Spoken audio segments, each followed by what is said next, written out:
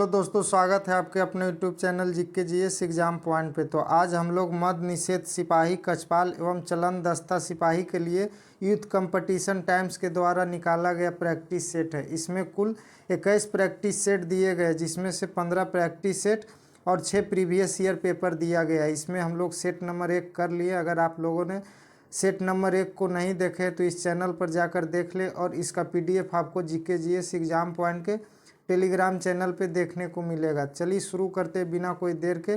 Practice set number 2 शुरू करते पहला नंबर प्रश्न से।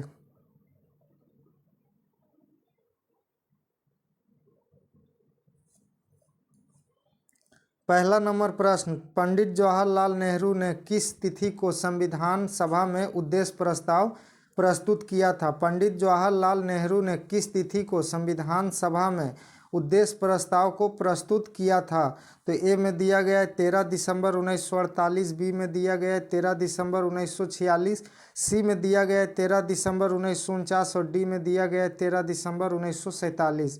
तो एक का जो राइट आंसर है ऑप्शन नंबर बी हो जाएगा, 13 दिसंबर 1946। कैबिनेट मिशन की संस्तुतियों के आधार पर भारतीय संविधान का निर्माण करने वाली संविधान सभा का गठन जुलाई 1946 में किया गया था। 11 दिसंबर 1946 को डॉक्टर राजेंद्र प्रसाद संविधान सभा के अस्थायी अध्यक्ष निर्वाचित हुए थे और 13 दिसंबर 1946 को जवाहरलाल नेहरू द्वारा संविधान सभा में उद्देश्य प्रस्ताव को पेश किया गया था। आगे दूसरा नंबर प्रश्न को देखते हैं। इसी तरह सभी प्रश्न को सॉल्यूशन करते जाएंगे। दूसरा नंबर प्रश्न, भारतीय संविधान में शामिल स्वतंत्रता, समानता एवं बंधुत्व के सिद्धांत किस देश के संविधान से लिए गए हैं?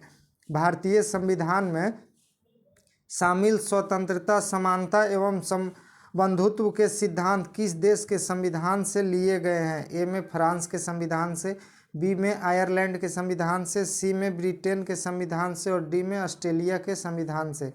तो दूसरा का जो राइट आंसर है ऑप्शन नंबर ए हो जाएगा, फ्रांस के संविधान से। भारतीय संविधान में शामिल स्वतंत्रता, समानता और बंधुत्व के सिद्धांत को फ्रांस के संविधान से लिया गया है।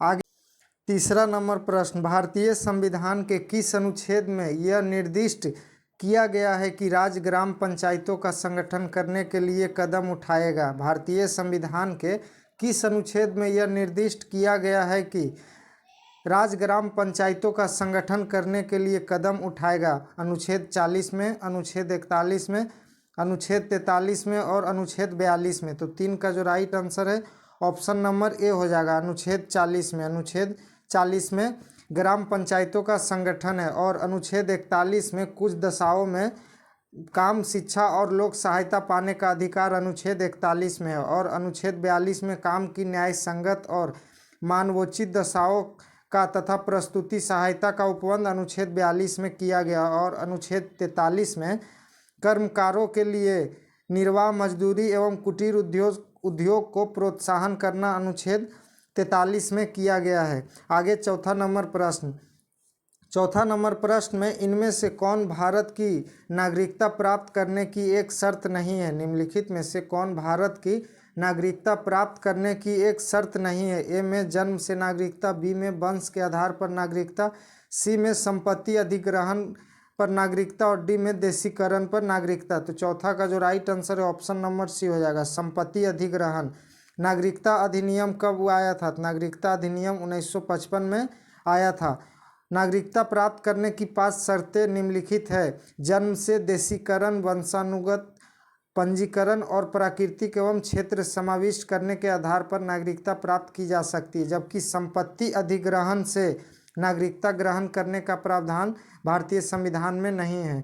आगे 5वां नंबर प्रश्न, भारत के राष्ट्रपति को शपथ कौन दिलाता है? भारत के राष्ट्रपति को शपथ कौन दिलाता है? तो ए में प्रधानमंत्री, बी में भारत के अटॉर्नी जनरल, सी में भारत के मुख्य न्यायाधीश और डी में उपराष्ट्रपति। तो 5 का जो राइट आंसर है ऑप्शन नंबर सी हो जाएगा, भारत के मुख्य न्यायाधीश। भारतीय संविधान के अनुच्छेद 60 में राष्ट्रपति के शपथ यह प्रतिज्ञान का प्रारूप वर्णन है। भारत के राष्ट्रपति को शपथ भारत का मुख्य न्यायाधीश या उसकी अनुपस्थिति में उच्चतम न्यायालय का वरिष्ठ न्यायाधीश दिलाता है। आगे छठा नंबर प्रश्न में कहा गया है किसी धन विधेयक के किसी धन विधेयक के लोकसभा में पारित होने के बाद राज्यसभा उस विधेयक को अधिकतम कितने दिनों के भीतर लोकसभा को लौटा सकती है? किसी धन विधेयक के लोकसभा में पारित होने के बाद राज्यसभा उस विधेयक को अधिकतम कितने दिनों के भीतर लोकसभा को लौटा सकती है? ए में 14 दिनों के भीतर, बी में 22 दिन, सी में 12 दिन और डी में 28 दिन। तो 6 का जो राइट आंसर है ऑप्शन नंबर ए हो जाएगा। 14 दिनों के भीतर लोकसभा को लौटा देती है। भारतीय संविधान के अनुच्छेद 110 में धन विधेयक की चर्चा की गई है। धन विधेयक की परिभाषा किया गया है। आगे 7वां नंबर प्रश्न में भारतीय चुनाव आयोग की स्थापना कब की गई थी? भारतीय चुनाव आयोग की स्थापना कब की गई थी? तो ए में दिया गया 25 जनवरी 1950, बी में दिया गया 26 जनवरी 1950, सी में दिया गया 15 अगस्त 1950 और डी में दिया गया 25 जनवरी 1950। तो 7 का जो राइट आंसर है ऑप्शन नंबर डी हो जाएगा। ऑप्शन नंबर डी, 25 जनवरी 1950 को भारतीय चुनाव आयोग की स्थापना किया गया था। 8वां नंबर प्रश्न, भारतीय संविधान में पहला संशोधन डैश में किया गया था? भारतीय संविधान में पहला संशोधन डैश में किया गया था? तो ए में दिया गया 1952, बी में 1951, सी में 1950 और डी में 1953। तो 8 का जो राइट आंसर है ऑप्शन नंबर बी हो जाएगा। Option number B, 1951। भारतीय संविधान में पहला संशोधन वर्ष 1951 में हुआ। इसके द्वारा सामाजिक और आर्थिक तथा पिछड़े वर्ग की उन्नति के लिए विशेष उपबंध कानून की रक्षा के लिए संपत्ति अधिग्रहण एवं भूमि सुधार न्याय समीक्षा से जुड़ी कानून को 9वीं अनुसूची में प्रदान किया गया है। आगे 9वां नंबर प्रश्न, भारत के नियंत्रक और महालेखा परीक्षक किसके द्वारा नियुक्त किया जाता है? भारत के नियंत्रक और महालेखा परीक्षक किसके द्वारा नियुक्त किया जाता है? ए में प्रधानमंत्री, बी में राष्ट्रपति, बी में उपराष्ट्रपति, सी में राष्ट्रपति और डी में मुख्यमंत्री। तो 9 का जो राइट आंसर है ऑप्शन नंबर सी हो जाएगा, राष्ट्रपति। ऑप्शन नंबर सी, भारत के नियंत्रक एवं महालेखा परीक्षक की नियुक्ति राष्ट्रपति करता है, किंतु उसे पद से संसद के दोनों सदनों के समावेदन पर ही हटाया जा सकता है। आगे 10वां नंबर प्रश्न में कहा गया है, निम्नलिखित में से कौन सा भारत का संवैधानिक निकाय नहीं है? निम्नलिखित में से कौन सा भारत का संवैधानिक निकाय नहीं है? तो ए में भारत के नियंत्रक एवं महालेखा परीक्षक, बी में भारतीय चुनाव आयोग, सी में केंद्रीय सूचना आयोग और डी में राज्य लोक सेवा आयोग। तो 10 का जो राइट आंसर है ऑप्शन नंबर सी हो जाएगा। ऑप्शन नंबर सी, केंद्रीय सूचना आयोग। केंद्रीय सूचना आयोग की स्थापना वर्ष 2005 में केंद्र सरकार द्वारा की गई थी। इसकी स्थापना सूचना का अधिकार अधिनियम 2005 के अंतर्गत शासकीय राजपत्र अधिसूचना के माध्यम से की गई थी। आगे 11 नंबर प्रश्न, आकाशगंगा जिसे मिल्की वे कहते हैं का आकार डैश है? आकाशगंगा का आकार डैश है? तो ए में नियमित, बी में अनियमित, सी में सर्पिलाकार और डी में अंडाकार। तो 11 का जो राइट आंसर है ऑप्शन नंबर सी हो जाएगा, सर्पिलाकार। आकाशगंगा असंख्य तारों का एक विशाल पुंज है जिसकी एक केंद्रीय बल एवं 3 घूर्णनशील भुजाएं होती है। हमारी आकाशगंगा को मंदाकिनी या दूध मेखला आकाशगंगा कहा गया है। 12 नंबर प्रश्न, एक विषुव एक वर्ष में कितनी बार आता है? एक विषुव एक वर्ष में कितनी बार आता है? ए में 1 बार, बी में 2 बार, सी में 3 बार और डी में 4 बार। तो 12 का जो राइट आंसर है ऑप्शन नंबर बी हो जाएगा। एक वर्ष में 2 बार आता है। एक आता है 21 मार्च और दूसरा आता है 23 सितंबर को। 21 मार्च और 23 सितंबर को आता है। आगे 13 नंबर प्रश्न में पृथ्वी को सूर्य की परावैंगनिक विकिरण से कौन सुरक्षित रखता है? पृथ्वी को सूर्य की परावैंगनिक विकिरण से कौन सुरक्षित रखता है? ए में ओजोन, बी में नाइट्रोजन, सी में ऑक्सीजन और डी में मैग्नीशियम। तो 13 का जो राइट आंसर है ऑप्शन नंबर ए हो जाएगा, ओजोन। ऑप्शन नंबर ए, पृथ्वी को सूर्य की परावैंगनिक किरण से ओजोन रक्षा करती है। आगे 14 नंबर प्रश्न, भूटान का साम्राज्य डैश हिमालय में स्थित है? भूटान का साम्राज्य डैश हिमालय में स्थित है? ए में उत्तरी हिमालय, बी में पूर्वी हिमालय, सी में पश्चिमी हिमालय और डी में मध्य हिमालय। तो 14 का right answer option number B हो जाएगा, पूर्वी हिमालय। लैंड ऑफ थंडरबोल्ट की उपमा से प्रसिद्ध भूटान का साम्राज्य पूर्वी हिमालय में स्थित है। इसकी राजधानी थिम्पू है। भूटान की राजधानी थिम्पू है। आगे 15 नंबर प्रश्न में कहा गया है भारतीय मानक समय ग्रीनविच मध्य समय से डैश आगे है। भारतीय मानक समय ग्रीनविच मध्य समय से डैश आगे है। तो ए में दिया गया 5 घंटा 10 मिनट आगे है, बी में दिया गया 6 घंटा 15 मिनट, सी में दिया गया 5 घंटा 30 मिनट और डी में दिया गया 3 घंटा 30 मिनट। तो 15 का जो राइट आंसर है ऑप्शन नंबर सी हो जाएगा, 5 घंटे 30 मिनट। भारत का मानक समय प्रयागराज के समीप मिर्जापुर से गुजरने वाली 82.5 डिग्री पूर्वी देशांतर रेखा को माना गया है। यह ग्रीनविच समय से 5.5 घंटा आगे है। आगे 16 नंबर प्रश्न, लूनी नदी किस पर्वत श्रृंखला से निकलती है? लूनी नदी किस पर्वत श्रृंखला से निकलती है? ए में हिमालय, बी में सतपुड़ा, सी में विंध्याचल और डी में अरावली। तो 16 का जो राइट आंसर है ऑप्शन नंबर डी हो जाएगा, option number D Aravalli. Luni नदी अरावली पर्वत श्रृंखला से निकलती है। आगे 17 नंबर प्रश्न में डैश भारत का सबसे बड़ा और एशिया का दूसरा सबसे बड़ा मिट्टी का बांध है। इस बांध का नाम केरल के राजा महाबली के पुत्र के नाम पर रखा गया है। डैश भारत का सबसे बड़ा और एशिया का दूसरा सबसे बड़ा मिट्टी का बांध है। इस बांध का नाम केरल के राजा महाबली के पुत्र के नाम पर रखा गया है। तो ए में बानासुर सागर बांध, बी में नागार्जुन सागर बांध, सी में कृष्णराज सागर बांध और डी में मेट्टूर बांध। तो 17 का जो राइट आंसर है ऑप्शन नंबर ए हो जाएगा, बानासुर सागर बांध। 18 नंबर प्रश्न, भारत का कौन सा राज्य रबड़ का अग्रणी उत्पादक है? भारत का कौन सा राज्य रबड़ का अग्रणी उत्पादक राज्य है? तो ए में केरल, बी में हिमाचल प्रदेश, सी में तेलंगाना और डी में तमिलनाडु।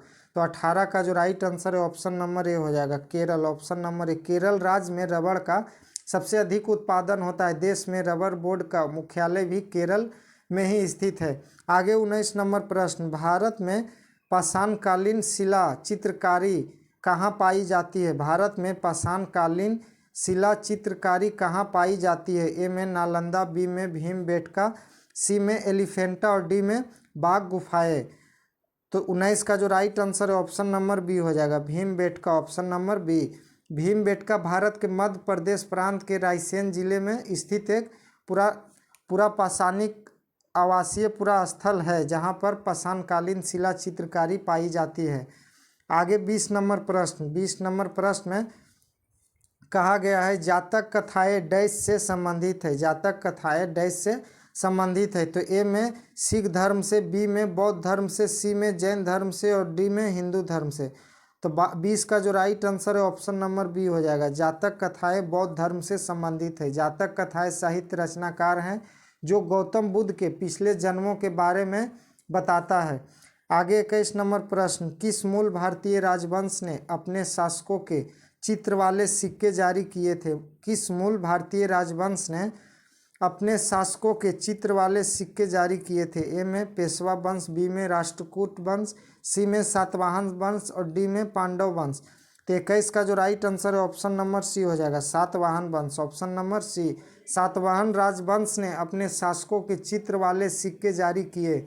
सातवाहन शासकों द्वारा सर्वप्रथम शीशे के सिक्के जारी किए गए थे। एकमात्र शासक जहां शीशे के सिक्के जारी किए गए थे सातवाहन राजवंश से। 22 नंबर प्रश्न, प्राचीन संस्कृत ग्रंथ अष्टाध्यायी के लेखक कौन है? प्राचीन संस्कृत ग्रंथ अष्टाध्यायी के लेखक कौन है? ए में पंतजलि, बी में पाणिनि, सी में अष्टावक्र और डी में चरक। तो 22 का जो राइट आंसर है ऑप्शन नंबर बी हो जाएगा, Panini, option number B. Ashtadhyayi के लेखक पाणिनि है। इसमें मौर्य काल के पहले का इतिहास तथा मौर्य काल की पहले की जानकारी मिलती है।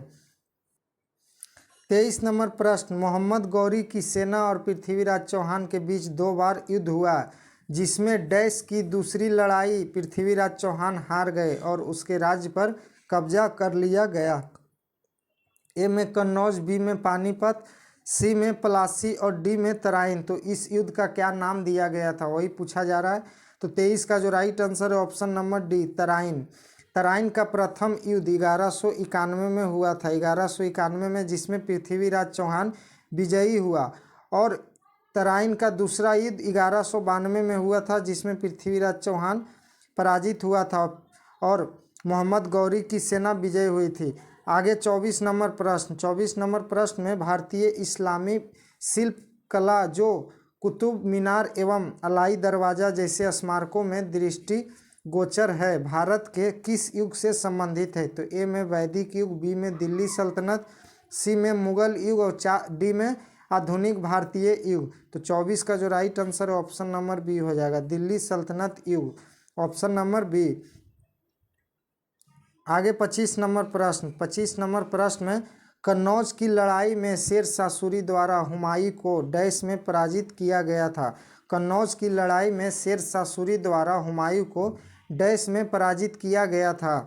तो ए में दिया गया है 1544 में, बी में दिया गया 1540 में, सी में दिया गया 1542 में और डी में दिया गया 1539 में। तो 25 का जो राइट आंसर है ऑप्शन नंबर बी हो जाएगा, 1540 में। कन्नौज का युद्ध मई 1540 में हुमायूं और शेर शाह के बीच लड़ा गया था। कन्नौज के युद्ध को बिलग्राम का युद्ध भी कहा जाता है। आगे 26 नंबर प्रश्न में बाबर की आत्मकथा बाबरनामा किस भाषा में लिखी गई थी? बाबर की आत्मकथा बाबरनामा किस भाषा में लिखी गई थी? तो ए में कुर्दी, बी में पश्तो, सी में उर्दू और डी में तुर्की भाषा।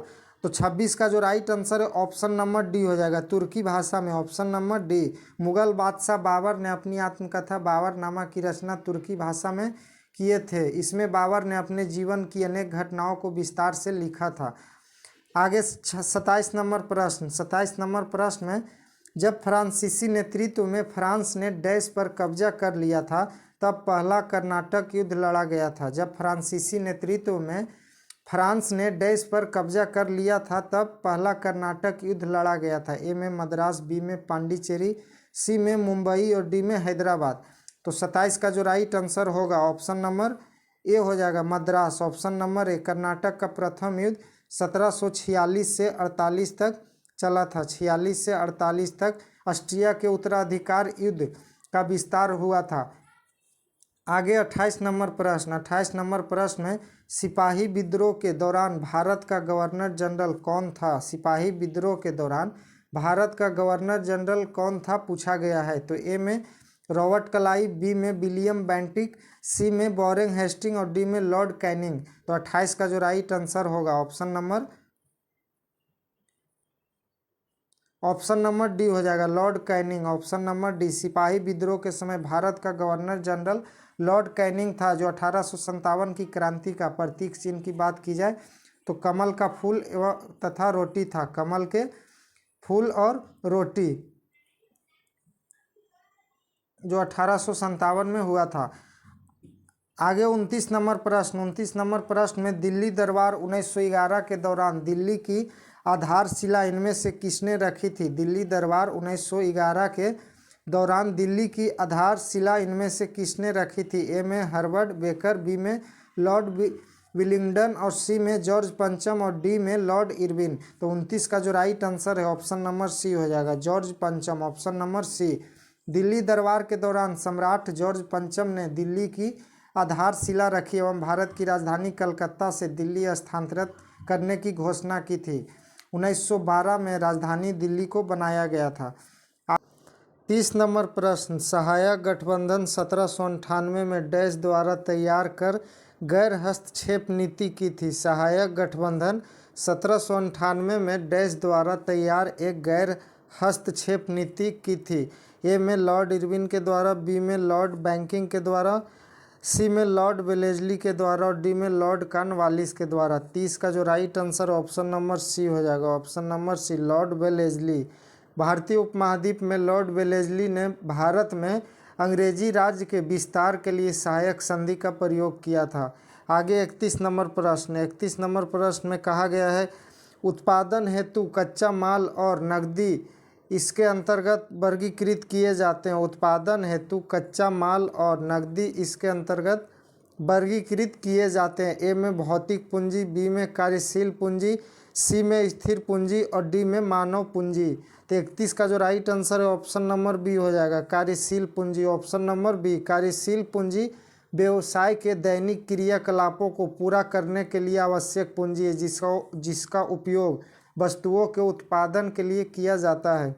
आगे 32 नंबर प्रश्न। 32 नंबर प्रश्न में पहली पंचवर्षीय योजना का मुख्य उद्देश्य भारत में कृषि की स्थिति में सुधार करना था। यह वर्ष डैश में शुरू हुई थी। पहली पंचवर्षीय योजना का मुख्य उद्देश्य भारत में कृषि की स्थिति में सुधार करना था। यह वर्ष डैश में शुरू हुई थी। तो ए में 1950, बी में 1961, सी में 1931 और डी में 1951।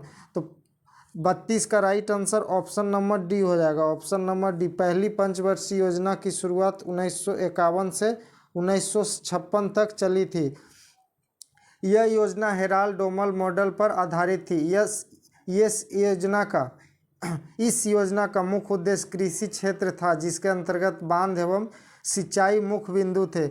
आगे 33 नंबर प्रश्न। 33 नंबर प्रश्न में निम्नलिखित में से कौन भारत सरकार की मौद्रिक नीति तैयार करता है? निम्नलिखित में से कौन भारत सरकार की मौद्रिक नीति तैयार करता है? ए में प्रधानमंत्री, बी में आरबीआई के गवर्नर, सी में वित्त मंत्री और डी में राष्ट्रपति। 33 का right answer option number B हो जाएगा, आरबीआई के गवर्नर। आरबीआई का गवर्नर भारत सरकार की मौद्रिक नीति तैयार करती है। भारतीय रिजर्व बैंक का सबसे महत्वपूर्ण कार्य भारत में वित्तीय स्थिति बनाए रखने के लिए भारत सरकार की मौद्रिक नीति तैयार करना होता है। आगे 34 नंबर प्रश्न। 34 नंबर प्रश्न। भारत में राज्य सरकार द्वारा डैश कर लगाए जाते हैं। भारत में राज्य सरकार द्वारा डैश कर लगाए जाते हैं। ए में शराब पर उत्पादन शुल्क, बी में पूंजीगत लाभ, सी में सीमा शुल्क और डी में निगम कर। तो 34 का right answer option number A हो जाएगा, शराब पर उत्पादन शुल्क। भारत में राज्य सरकार शराब के निर्माण पर उत्पादन कर और बिक्री कर लगाती है। इसे वस्तु एवं सेवा कर के दायरे से बाहर रखा गया है। आगे 35 नंबर प्रश्न। वित्तीय क्षेत्र में एफसीसीबी का पूर्ण रूप क्या है? वित्तीय क्षेत्र में एफसीसीबी का पूर्ण रूप क्या है? तो ए में दिया गया foreign currency commercial bond, B में दिया गया foreign currency convertible wax, C में दिया गया फॉरेन करेंसी कन्वर्टिबल बॉन्ड और डी में दिया गया फॉरेन करेंसी कॉरपोरेटिव बॉन्ड्स। तो 35 का जो राइट आंसर है ऑप्शन नंबर सी हो जाएगा, option number C, foreign currency convertible bond, foreign currency convertible bond. आगे 36 नंबर प्रश्न। 36 नंबर प्रश्न में ऑपरेशन ग्रीन्स एक सरकारी योजना है। इसका उद्देश्य क्या है? ऑपरेशन ग्रीन्स एक सरकारी योजना है, इसका उद्देश्य क्या है? तो ए में फलों के समान कीमत स्तर, बी में फसल शिक्षा में अनुसंधान और निवेश, सी में बांस की फसलों का विकास, डी में मटर, प्याज और आलू के फसलों की आपूर्ति में स्थिरता। 36 का राइट आंसर बताना है। 36 का right answer option number D हो जाएगा, ऑप्शन नंबर डी, टमाटर, प्याज और आलू की फसलों की आपूर्ति में स्थिरता लाना। आगे 37 नंबर प्रश्न। 37 नंबर प्रश्न में कहा गया है स्वच्छ विकास तंत्र कार्यक्रम का उपयोग डैश को कम करने के लिए किया जाता है। स्वच्छ विकास तंत्र कार्यक्रम का उपयोग को डैश को कम करने के लिए किया जाता है। तो ए में पानी की कमी, बी में ध्वनि प्रदूषण, सी में वनोन्मूलन और डी में ग्रीन हाउस गैस उत्सर्जन। तो 37 का जो राइट आंसर है ऑप्शन नंबर डी हो जाएगा, ऑप्शन नंबर डी, स्वच्छ विकास तंत्र कार्यक्रम का उपयोग ग्रीन हाउस गैस उत्सर्जन को कम करने के लिए किया जाता है। आगे 38 नंबर प्रश्न। 38 नंबर प्रश्न में कर्नाटक का कंबाला त्यौहार किससे संबंधित है? कर्नाटक का कंबाला त्यौहार किससे संबंधित है? तो ए में दिया गया मुर्गों की लड़ाई से, बी में भैंसों की दौड़ से, सी में आदिवासी नृत्य और डी में सांडों की लड़ाई से। तो 38 का right answer option number B हो जाएगा, ऑप्शन नंबर बी, कंबाला त्यौहार कर्नाटक राज्य के तटीय इलाकों में आयोजित की जाने वाली एक 2 दिवसीय भैंस दौड़ प्रतियोगिता है। आगे 39 नंबर प्रश्न। गिद्धा किस राज्य का लोक नृत्य है? गिद्धा किस राज्य का लोक नृत्य है? ए में पंजाब, बी में उत्तर प्रदेश, सी में असम और डी में महाराष्ट्र। तो 39 का राइट आंसर बताना है। 39 का right answer option number A हो जाएगा, ऑप्शन नंबर ए, पंजाब। गिद्धा पंजाब का एक लोकप्रिय लोक नृत्य है। आगे 40 नंबर प्रश्न। 40 नंबर प्रश्न में पंडित जसराज किस क्षेत्र में प्रख्यात है? पंडित जसराज किस क्षेत्र में प्रख्यात है? ए में शास्त्रीय नर्तकी, बी में सितार वादक, सी में शास्त्रीय संगीतकार और डी में तबला कलाकार। तो 40 का जो राइट आंसर होगा ऑप्शन नंबर सी, शास्त्रीय संगीतकार। पंडित जसराज भारत के प्रसिद्ध शास्त्रीय गायक में से एक है। पंडित जसराज का जन्म 1930 में हुआ था, 1930 में। आगे 41 नंबर प्रश्न, लाइफ ऑन माई टर्म किसकी आत्मकथा है? लाइफ ऑन माई टर्म्स किसकी आत्मकथा है? ए में शरद पवार, बी में शशि थरूर, सी में चेतन भगत और डी में प्रणब मुखर्जी। तो 41 का right answer option number A हो जाएगा, Sharad Pawar, option number A. 42 number प्रश्न, 42 नंबर प्रश्न में अंतर्राष्ट्रीय महिला दिवस हर साल डैश मार्च को मनाया जाता है? अंतर्राष्ट्रीय महिला दिवस हर साल डैश मार्च को मनाया जाता है? ए में 6 मार्च, बी में 7 मार्च, सी में 8 मार्च और डी में 9 मार्च। तो 42 का right answer option number C हो जाएगा, 8 मार्च। अंतर्राष्ट्रीय महिला दिवस हर साल 8 मार्च को मनाया जाता है। विश्व के विभिन्न क्षेत्रों में महिलाओं के प्रति सम्मान, प्रशंसा और प्यार प्रकट करते हुए इस दिन को महिलाओं के आर्थिक के लिए मनाया जाता है। आगे 43 नंबर प्रश्न, 43 नंबर प्रश्न में कैलाश सत्यार्थी डैश के संस्थापक है? कैलाश सत्यार्थी डैश के संस्थापक है? ए में बचपन बचाओ आंदोलन, बी में सबको पढ़ाओ आंदोलन, सी में स्त्री बचाओ आंदोलन और डी में बेटी बचाओ आंदोलन। तो 43 का right answer option number A हो जाएगा, ऑप्शन नंबर ए। भारत के बाल अधिकारी कार्यकर्ता कैलाश सत्यार्थी बचपन बचाओ आंदोलन से संबंधित है, बचपन बचाओ आंदोलन के संस्थापक है। आगे 44 नंबर प्रश्न, 44 नंबर प्रश्न में यूनेस्को का मुख्यालय कहाँ है? यूनेस्को का मुख्यालय कहाँ है? ए में वाशिंगटन डीसी, बी में न्यूयॉर्क, सी में लंदन और डी में पेरिस।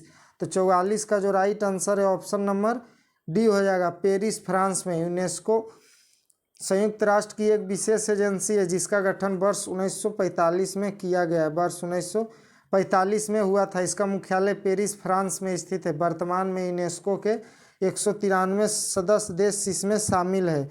आगे 45 नंबर प्रश्न, भारतीय अंतरिक्ष कार्यक्रम का जनक किसे माना जाता है? यह कहा जाता है भारतीय अंतरिक्ष कार्यक्रम का जनक किसे कहा जाता है? तो ए में अब्दुल कलाम, बी में विक्रम साराभाई, सी में राकेश शर्मा और डी में राजेंद्र प्रसाद। तो 45 का right answer option number B हो जाएगा, Vikram Sarabhai, option number B. Bharat में अंतरिक्ष अनुसंधान के लिए सबसे पहले 1962 में प्रधानमंत्री जवाहरलाल नेहरू और उसके करीबी सहयोगी विक्रम साराभाई के प्रयासों से भारतीय राष्ट्रीय समिति की स्थापना की गई थी जिसके अध्यक्ष विक्रम साराभाई थे।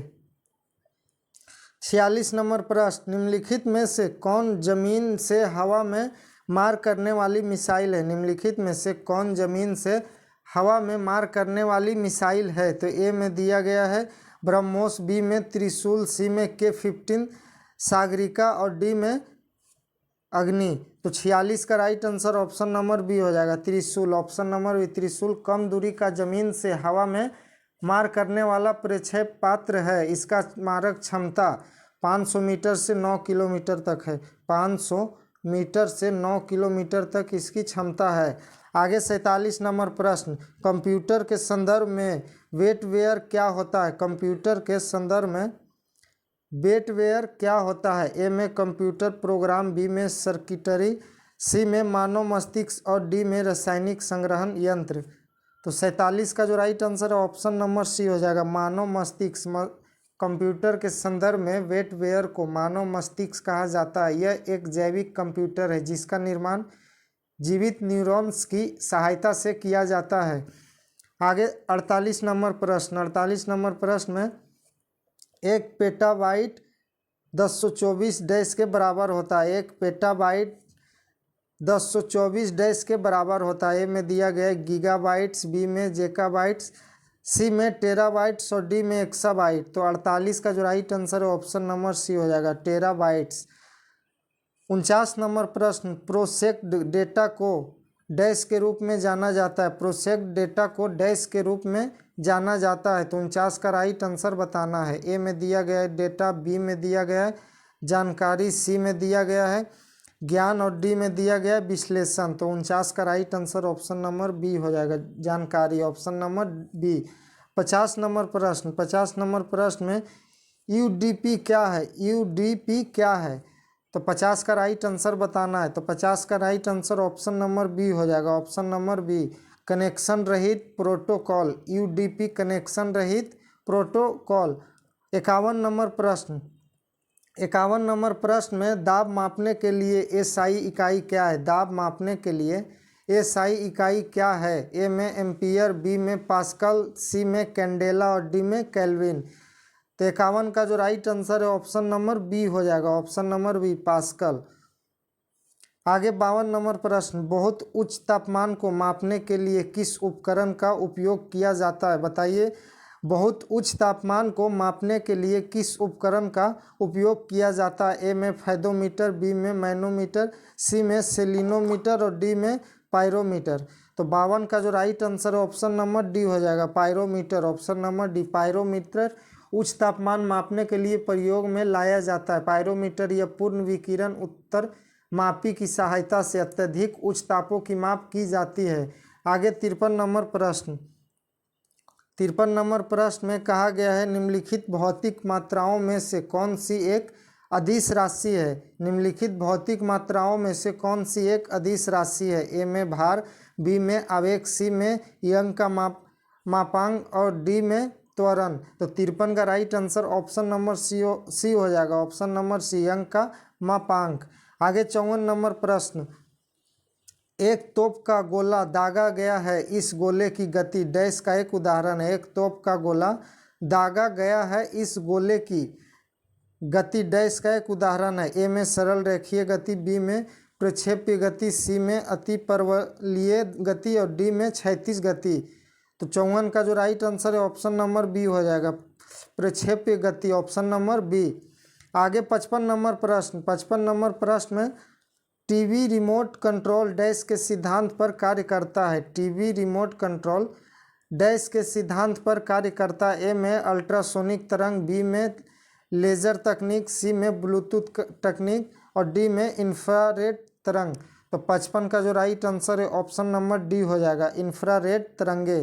टीवी रिमोट कंट्रोल इंफ्रारेड तरंग के सिद्धांत पर कार्य करता है। इन तरंगों का प्रयोग दूरस्थ नियंत्रण हेतु बिना तार के कुछ दूरी लगभग 5 मीटर तक स्थित किसी इलेक्ट्रॉनिक युक्ति जैसे टीवी आदि को नियंत्रित करने में काम आता है। आगे 56 नंबर प्रश्न में निम्नलिखित में से सबसे अधिक परमाणु द्रव्यमान वाला तत्व कौन सा है? निम्नलिखित में से सबसे अधिक परमाणु द्रव्यमान वाला तत्व कौन सा है? तो ए में दिया गया कैल्शियम, बी में मैग्नीशियम, सी में क्लोरीन और डी में सल्फर। तो 56 का right answer option number A हो जाएगा, कैल्शियम, ऑप्शन नंबर ए। आगे 57 नंबर प्रश्न में उस अम्ल की पहचान करें जो पाचन में मदद करता है। उस अम्ल की पहचान करें जो पाचन में मदद करता है। में सल्फ्यूरिक अम्ल, बी में एसिटिक अम्ल, सी में हाइड्रोक्लोरिक अम्ल और डी में नाइट्रिक अम्ल। तो 57 का right answer option number C हो जाएगा, हाइड्रोक्लोरिक अम्ल, ऑप्शन नंबर सी। हाइड्रोक्लोरिक अम्ल भोजन के पाचन में मदद करता है। हाइड्रोक्लोरिक अम्ल का सूत्र HCl होता है, हाइड्रोक्लोरिक अम्ल। 58 नंबर प्रश्न, निम्नलिखित में से कौन से आयन जल की कठोरता के लिए जिम्मेदार है? निम्नलिखित में से कौन सा आयन जल की कठोरता के लिए जिम्मेदार है? ए में सोडियम और मैग्नीशियम के आयन, बी में कैल्शियम और मैग्नीशियम के आयन, सी में पोटेशियम और कैल्शियम के आयन, डी में सोडियम और कैल्शियम के आयन। तो 58 का right answer option number B हो जाएगा, ऑप्शन नंबर बी, कैल्शियम और मैग्नीशियम के आयन। आगे 59 नंबर प्रश्न में निम्न में से कौन सा पदार्थ सबसे कठोर है? निम्न में से कौन सा पदार्थ सबसे कठोर है? ए में कोयला, बी में हीरा, सी में चांदी और डी में लोहा। तो 59 का right answer option number B हो जाएगा, हीरा, ऑप्शन नंबर बी। हीरा एक पारदर्शी रत्न है। यह रासायनिक रूप से कार्बन का शुद्धतम रूप है। हीरा में प्रत्येक कार्बन परमाणु 4 अन्य कार्बन परमाणुओं के साथ संयोजी बंध द्वारा जुड़ा रहता है। आगे 60 नंबर प्रश्न, निम्नलिखित में से कौन सी कोशिकीय संरचनाएं प्रोटीन संश्लेषण के लिए उत्तरदायी होती है? निम्नलिखित में से कौन सी कोशिकीय संरचनाएं प्रोटीन संश्लेषण के लिए उत्तरदायी होती है? ए में लाइसोसोम, बी में माइटोकॉन्ड्रिया, सी में गोल्जी काय और डी में राइबोसोम। तो 60 का जो राइट आंसर है ऑप्शन नंबर डी हो जाएगा, राइबोसोम। राइबोसोम सजीव कोशिका द्रव में स्थित बहुत ही सूक्ष्म कण है जो प्रोटीन के संश्लेषण एवं कोशिकीय संरचना में महत्वपूर्ण भूमिका निभाता है। आगे 61 नंबर प्रश्न में ग्रेगर मेंडल का आनुवांशिकता का मूल नियम किस सब्जी पर उसके द्वारा किए गए कार्य पर आधारित है? ग्रेगर मेंडल का आनुवांशिकता का मूल नियम किस सब्जी पर उसके द्वारा किए गए कार्य पर आधारित है? ए में मटर, बी में मक्का, सी में बीन्स और डी में सतावर। तो 61 का right answer option number A हो जाएगा, मटर, ऑप्शन नंबर ए। आगे 62 नंबर प्रश्न में निम्नलिखित में से कौन सी दुनिया की सबसे तेज दौड़ने वाली चींटी प्रजाति है? निम्नलिखित में से कौन सी दुनिया की सबसे तेज दौड़ने वाली चींटी की प्रजाति है? ए में आर्मी चींटी, बी में मेलोफोरस, सी में सहारन सिल्वर चींटी और डी में सहारा रेगिस्तान चींटी। तो 62 का right answer option number C हो जाएगा, सहारन सिल्वर चींटी। 63 नंबर प्रश्न में रक्त में आरबीसी के बढ़ने में कौन सी स्थिति बन जाती है? रक्त में आरबीसी के बढ़ने से कौन सी स्थिति बन जाती है? ए में एनीमिया, बी में हीमोफीलिया, सी में पॉलीसाइथेमिया और डी में ल्यूकेमिया। तो 63 का जो राइट आंसर है ऑप्शन नंबर सी हो जाएगा, पॉलीसाइथेमिया। पॉलीसाइथेमिया एक प्रकार का रोग है जो खून में लाल रक्त कणिकाओं के बढ़ने के कारण होता है। आगे 64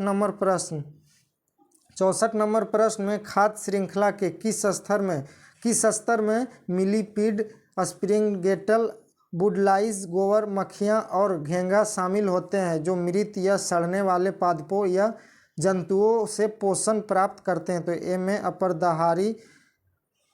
अपरदाहारी, बी में सर्वाहारी, सी में शाकाहारी और डी में मांसाहारी। 64 का राइट आंसर बताना है। 64 का जो राइट आंसर है ऑप्शन नंबर ए हो जाएगा, अपरदाहारी, ऑप्शन नंबर ए। आगे 65 नंबर प्रश्न में कहा गया है राष्ट्र पर्व वेबसाइट और मोबाइल ऐप को कब लॉन्च किया गया है? राष्ट्र पर्व वेबसाइट और मोबाइल ऐप को कब लॉन्च किया गया है? ए में 11 दिसंबर 2024, बी में 18 दिसंबर 2024, सी में 21 दिसंबर 2024 और डी में 25 दिसंबर 2024। तो 65 का right answer option number D हो जाएगा, 25 दिसंबर 2024। आगे 66 नंबर प्रश्न BRICS youth counselling entrepreneurship working group का आयोजन कहाँ होगा? BRICS youth counselling entrepreneurship working group का आयोजन कहाँ होगा? ए भारत, बी रूस, सी चीन और डी दक्षिण अफ्रीका। तो 66 का right answer option number A हो जाएगा, भारत, ऑप्शन नंबर ए। आगे 67 नंबर प्रश्न में वंदना उत्तर पूर्व दिशा की ओर जा रही है। 5 किलोमीटर चलने के बाद वह दाएं ओर ठीक 90 डिग्री में मुड़ जाती है। अब वह किस दिशा की ओर चल रही है? तो 67 का राइट आंसर बताना है। 67 का right answer option number B हो जाएगा, दक्षिण पूर्व में, ऑप्शन नंबर बी। 68 नंबर प्रश्न जो रीजनिंग का प्रश्न है आप लोग पीडीएफ से सॉल्व कीजिएगा, इसका right answer option number C हो जाएगा, ऑप्शन नंबर सी। आगे 69 नंबर प्रश्न का right answer option number D हो जाएगा। आप दिए गए पीडीएफ से खुद सॉल्व कीजिएगा, इसका right answer option number D हो गया। आगे 70 नंबर प्रश्न का right answer option number A हो गया, option number A, series. 71 number प्रश्न का right answer option number C हो जाएगा, ऑप्शन नंबर सी। 71 नंबर प्रश्न का right answer option number C हो जाएगा। आगे 72 नंबर प्रश्न का भी right answer option number D हो जाएगा, 72 का right answer option number D. 73 number प्रश्न का right answer option number C हो जाएगा, ऑप्शन नंबर सी। और 74 नंबर प्रश्न का भी right answer option number C हो जाएगा। 75 नंबर प्रश्न में तल 3x - 4y - 2z = 6 द्वारा निर्देशांकों अंशों के साथ निर्मित अंतःखंड क्या होगी? तो 75 का भी right answer option number D हो जाएगा, ऑप्शन नंबर डी। और 76 नंबर प्रश्न का राइट आंसर बताना है। 76 नंबर प्रश्न का right answer option number B हो जाएगा, ऑप्शन नंबर बी। 77 नंबर प्रश्न का right answer option number A हो जाएगा, ऑप्शन नंबर ए। और 78 नंबर प्रश्न का राइट आंसर भी ऑप्शन नंबर ए हो जाएगा। 78 नंबर प्रश्न का भी right answer option number A हो जाएगा। 79 नंबर प्रश्न में कहा गया है किसी वृत्त के ऐसे त्रिज्य खंड का क्षेत्रफल ज्ञात करें जिसकी त्रिज्या 4 सेंटीमीटर और कोण 30 डिग्री है। तो 79 का भी right answer option number C हो जाएगा, ऑप्शन नंबर सी। 80 नंबर प्रश्न 80 नंबर प्रश्न में 80 नंबर प्रश्न का right answer option number C हो जाएगा, ऑप्शन नंबर सी। 8.33%। आगे 81 नंबर प्रश्न select the option that will improve the underline parts of the sentence in case number improvement is needed, select no improvement required. तो 81 का right answer बताना है। 81 का right answer option number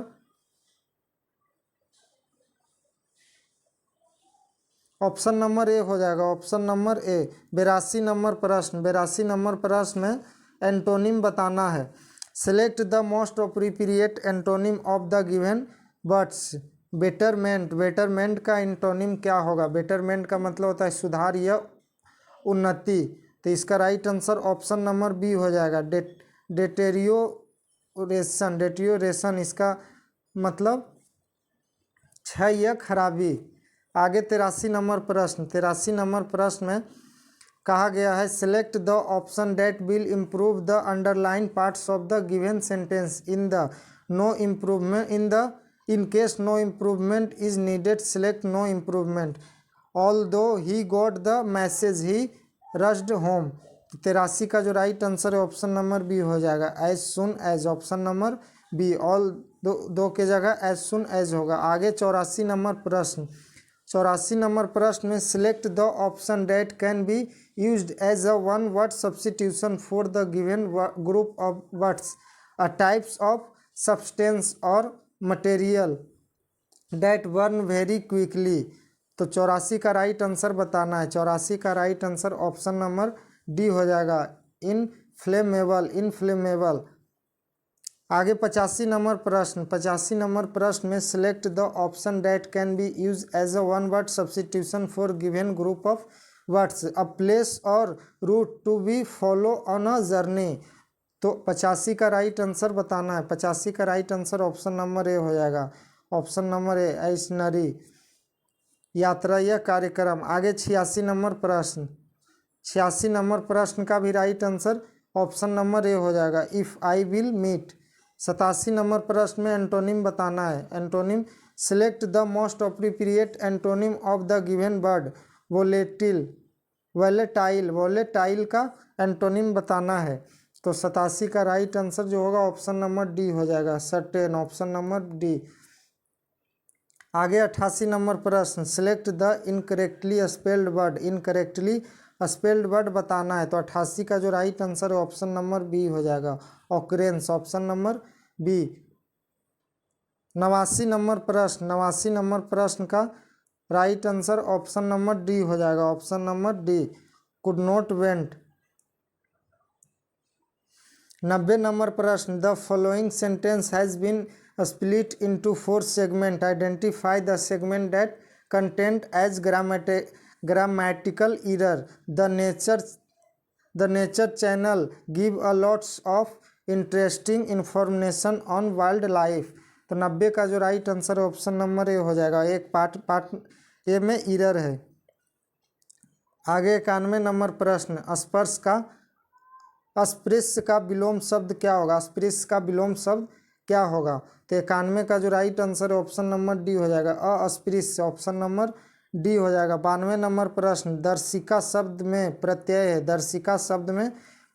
है, तो 92 का right answer option number B हो जाएगा, ई का, ऑप्शन नंबर बी। 93 नंबर प्रश्न महाईश का संधि रूप क्या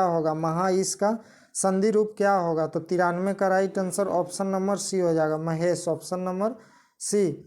आगे 94 नंबर प्रश्न जिसे किसी वस्तु की स्पृहा ना हो के लिए उपयुक्त शब्द होगा। जिसे किसी वस्तु की स्पृहा ना हो उसके लिए उपयुक्त शब्द होगा। तो 94 का right answer option number B हो जाएगा, निस्पृह।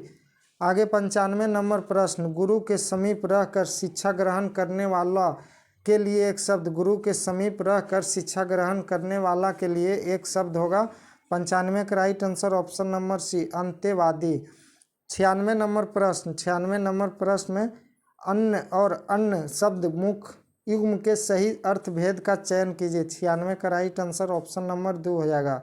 अन्न मतलब अनाज और इस अन्न का मतलब होता है दूसरा। आगे 97 नंबर प्रश्न, सर्प, मेढक, सिंह, घोड़ा, वानर, हाथी आदि को समझाने वाला शब्द क्या है।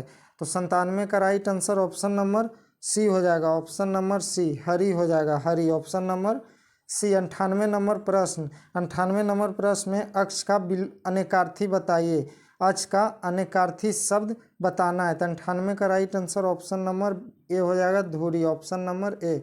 99 नंबर प्रश्न, 99 नंबर प्रश्न में मीमांसा का सही पर्यायवाची शब्द है। मीमांसा का सही पर्यायवाची शब्द है। ए में स्वरूप, बी में सुविज्ञता, सी में समालोचन और डी में निष्क्रिय। तो 99 का right answer option number C हो जाएगा, ऑप्शन नंबर सी, समालोचन। 100 नंबर प्रश्न, 100 नंबर प्रश्न का राइट आंसर बताना है।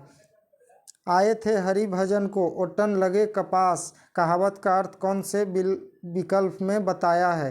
तो 100 का राइट आंसर ऑप्शन नंबर ए में बताया है, किसी कार्य विशेष की अपेक्षा कर किसी अन्य कार्य में लग जाना। Right answer option number A हो जाएगा।